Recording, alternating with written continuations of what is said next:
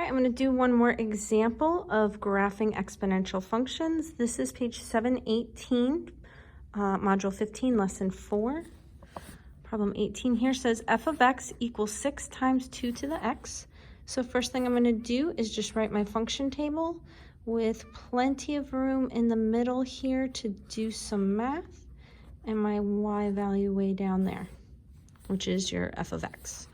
All right, so we're going to do, we'll just do some whole values here. -2, -1, 0, 1, and 2.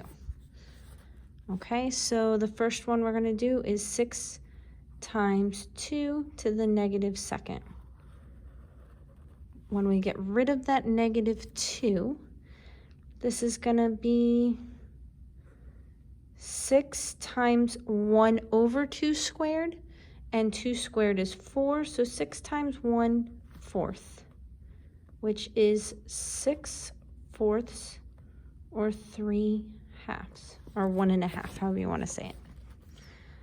All right, and then we've got 6 times 2 to the -1st, which I'm going to turn into 6 times 1/2, which is just 3. Because half of 6 is 3. Now 6 times 2 to the 0 is the same thing. Anything to the 0 is going to be 1. So it's the same thing as 6 times 1, which is 6. Now 6 times 2 to the 1st is the same thing as 6 times 2, which is 12. And then 6 times 2 to the 2nd is 6 times 4, which is 24. So you can see it is doubling over here. All right.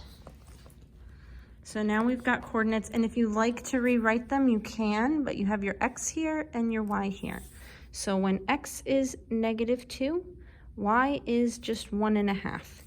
And look at the graph here. It goes 5, 10, 15, 20, 25, 30, 35, 40. So we are going to be way down just above 0 for 1.5. And -1, 3 is going to be not much higher than that. 0, 6 is going to be just past 5. 1, 12. All right, so if this is 10 and this is 15, then I'll be about here. Remember, these are estimates. You don't need to have perfection here, just we want to see the trend. And then 224.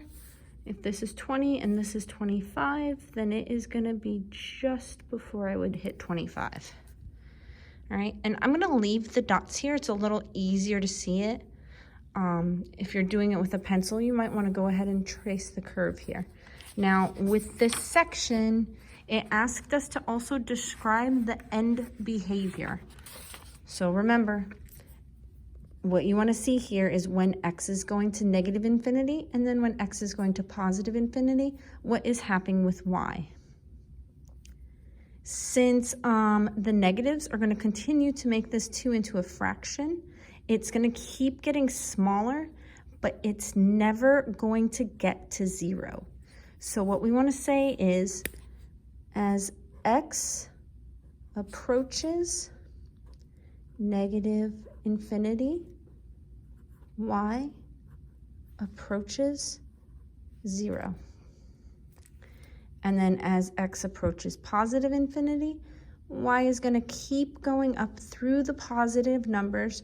And remember, since this is a line, a curved line, but still a line, it goes on forever towards +infinity. So as x approaches +infinity, y also approaches +infinity. And that's what that should look like. Okay, this here means approaches And we've talked about negative and positive infinity before. There you go.